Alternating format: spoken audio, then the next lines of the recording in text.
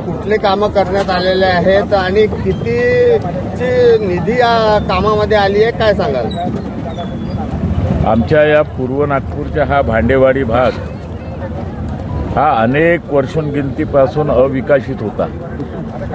या भागामध्ये खूप काही समस्या होत्या, लोकांना पाणी नव्हतं भेटत, टँकरनं पाणी भरत होते, अनेक प्रकारच्या अडचणी होत्या, रस्ते नव्हते। लेकिन या 5-7 वर्षामध्ये आमचा हा भांडेवाडीचा भाग आता नंबर 1 वर आलेला आहे आणि लगातार आम्ही सगळे भागातले रस्ते असेल टप्प्याटप्प्याने आम्ही सगळेच काम या ठिकाणी करत आहोत। ज्या ठिकाणी तुम्ही उभे आहे हा बी मुख्य रस्ता आपण घेतला, त्याचेही काम सुरू आहे। आजूबाजूच्या या रस्त्याचे दाय बाय सगळे रस्ते घेतले आहे। भांडेवाडीचा संपूर्ण परिसर आज जे आम्ही 11 करोड रुपयाच्या कामाचे भूमिपूजन नाही तर कामाची आम्ही सुरुवात बी केली आहे। बाजूलेच आपण एक विरंगुळा केंद्र वरिष्ठ नागरिकांसाठी बांधत आहोत, त्याचे आपण भूमिपूजन केलं आहे।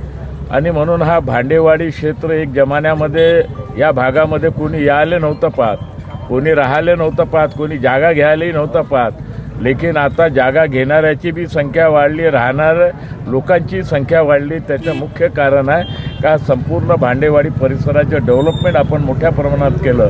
आपण पाण्यापासून लोकांना टँकर मुक्त या ठिकाणी केला आहे आणि जे जे काही प्रश्न असतील ते आपण सगळे मुख्य रूपाने आपण सोडवण्याचं काम या ठिकाणी केलं आहे। कारण आम्ही पहिले काम सुरू करतो मगच आम्ही भूमिपूजन करतो, नाही तर काँग्रेसनं तर अनेक बोर्ड इथं 50 वर्षात लावून ठेवले होते, भूमिपूजन आहे ना कामच गायब आहे। लेकिन आम्ही या 8-10 वर्षामध्ये आमच्या हा पूर्व नागपूरचा भाग, पुनापूरचा भाग आणि पूर्व नागपूरच्या 10 प्रभागामध्ये लगभग अनेक कामं तर केलेच आहे। लेकिन या 10 दिवसामध्ये 200 करोड रुपयाचे कामं आम्ही आपल्या या पूर्व नागपूरमध्ये आणले, त्याच्या कामाची सुरुवात बी झाली आहे।